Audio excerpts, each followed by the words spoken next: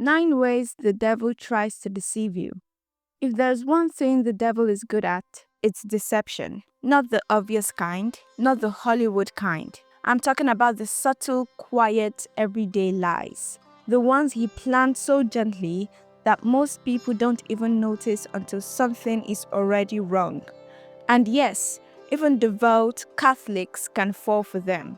Today we are breaking down 9 real ways the devil deceives people right now, and I will share a short, true testimony that shows how easily it can happen, even to someone who prayed, served in church, and loved God deeply. 1. Isolation. His first and easiest trap. The devil rarely attacks people surrounded by strong community. He waits until they drift. It begins with little thoughts like, "You are too busy. Don't go to church today. You don't need to talk to anyone. Keep everything to yourself." Why isolation? Because a disconnected believer is a defenseless believer. 2. Pride that looks holy. The enemy doesn't always use sinful pride. Sometimes he uses spiritual pride. I know more than these people. My prayer life is better than most. I don't need advice. The moment you can't receive correction, you become spiritually blind, and the devil loves that. 3. Exhaustion that feels like spiritual effort. The enemy won't stop you from praying.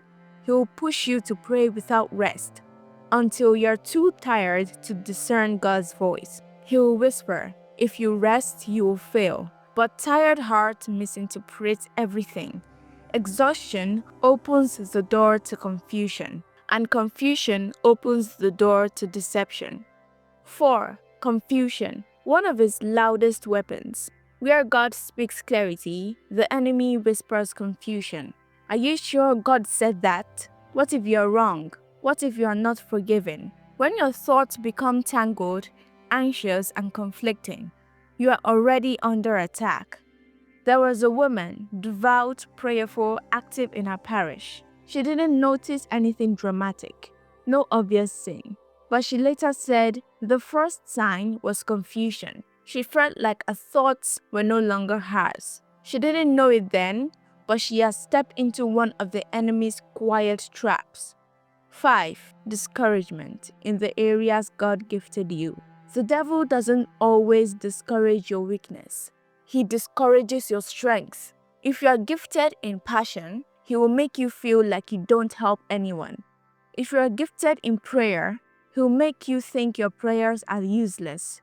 Discouragement is spiritual vandalism, attacking the very areas God uses most. 6. Chasing signs instead of listening to God. This one is dangerous. The enemy knows when you're desperate for reassurance. He knows when you want spiritual proof for everything. So he makes you chase signs. God, show me something. Give me a signal. Confirm this for me.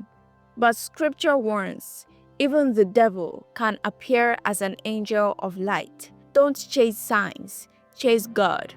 7. Normalizing small compromises. Deception doesn't start with big sin. It starts with small permissions. Skipping prayer just tonight. Watching something you know disturbs your spirit. Ignoring your conscience because it's not that bad. Small cracks create big openings. The devil doesn't rush, he erodes. 8. Distorting your image of God. This one is one of his deadliest tactics. He doesn't need you to deny God, he just needs you to misunderstand God. God is disappointed in you. You are failing him. He is distant. You are not worthy. Once you believe God is far, you stop running to him, and that's when deception fully blooms.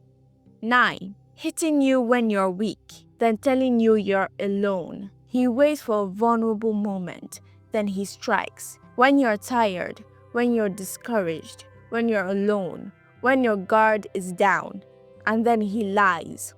No one understands, no one sees, not even God.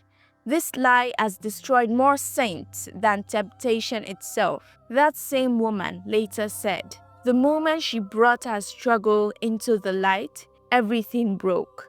The enemy fights in the darkness, not in honesty, and she regained her clarity, her peace, and her spiritual strength.